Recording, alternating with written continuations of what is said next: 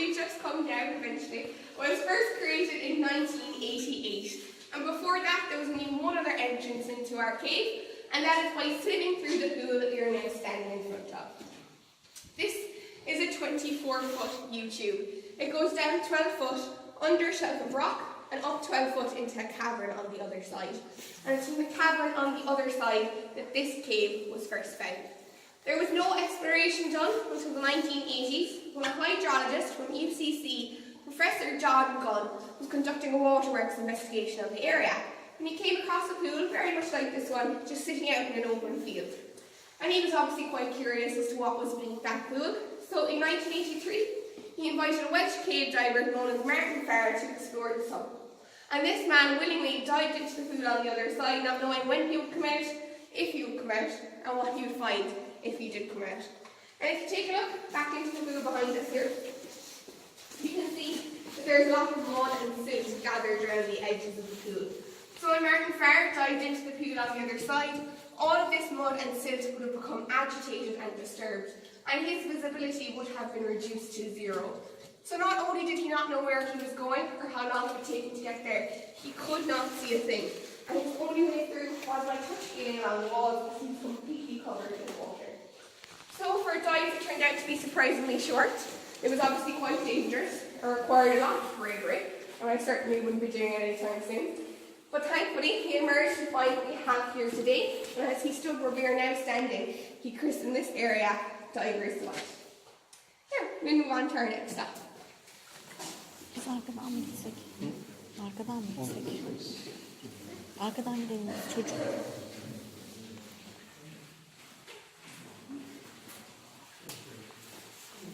Gülümseyin. Hiç görünmüyorsunuz.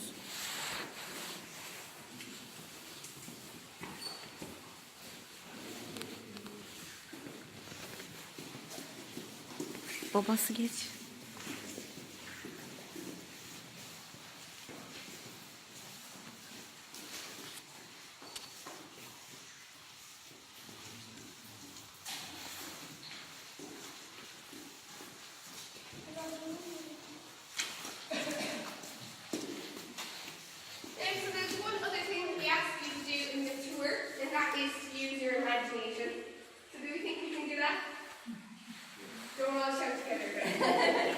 Taking a look at this guy here, this is a stalactite. We like to think that this particular stalactite looks like a second something. Can anybody guess what I call it? It looks like a vegetable. Corn. Corn on the cob, yes, that's what we call it. Now obviously it's not from piece of turkey. This is the perfect example of stalactite and stalagmite formation. What happens here is the rainwater that earlier collected all of the carbon dioxide hits the air in the cave, the reaction is reversed and some of the carbon dioxide is forced out back into the air, making the water a lot less acidic. It then mixes in with the rock and comes out in solution as a whitish material known as calcite.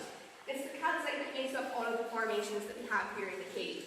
Stalactites form downwards, where drips of calcite fall from the roof of the cave, and stalagmites form upwards where those drips land. Now it might just look like a big heap of mud or sand underneath, but it is actually pure hard rock to touch, and is made from the exact same material as the one above it. But when the drop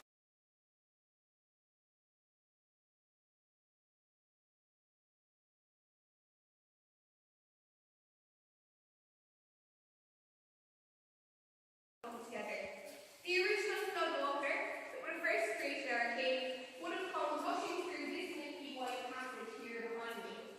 It would have flown at a level above our heads. We can step behind all of you here, but the remains of that passage are still intact today.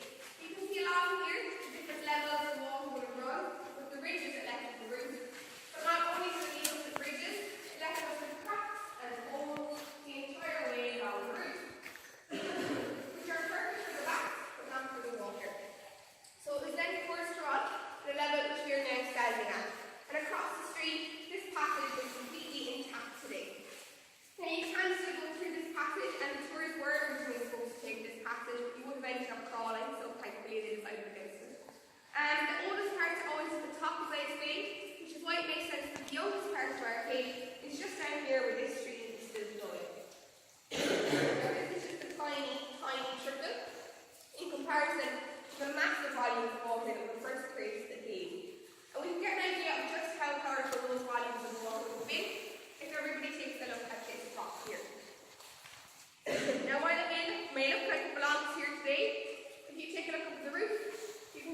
exactly where that rock should be sitting. But the force and the power of the water coming from behind us was so strong, it was able to knock this massive plate of the rock off of the roof and onto the ground. So that shows you just how powerful the cave water can be down here. And you'd like to keep that in mind as we head out through the rest of the tour.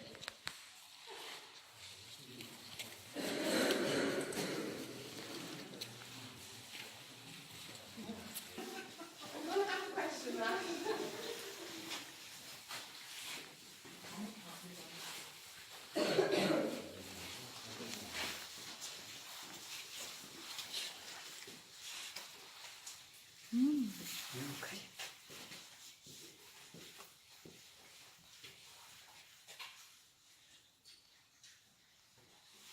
Your imagination the most. So what happens here is I ask the question, so is everyone nervous? Was anyone actually listening? I'm going to shine my light on a few things, and they're all folklore legends and fairy tales. And one of the most famous ones of those is the story of Diarmid and Grania, which actually happens to be connected to this cave.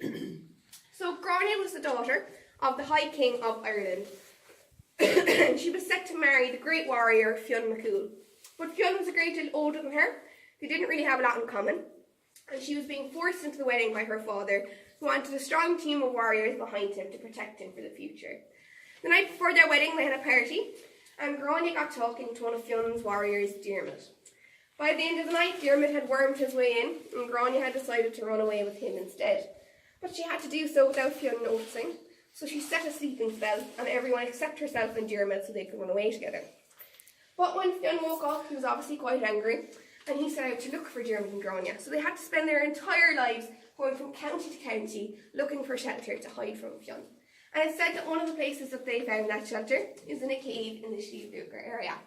And we are in a cave, and we are in the Sliabhuachar area. With a little bit of faith, we might still be able to make them out. Here in the middle, we have Diarmid and Grania in a loving embrace. They had 6 kids, 3 in the front and 3 in the back. And just here is their little dog, Bran. And over in the far corner, you can see that Fionn McCool is still chasing them to this day. Believe it or not. Yeah, keep going.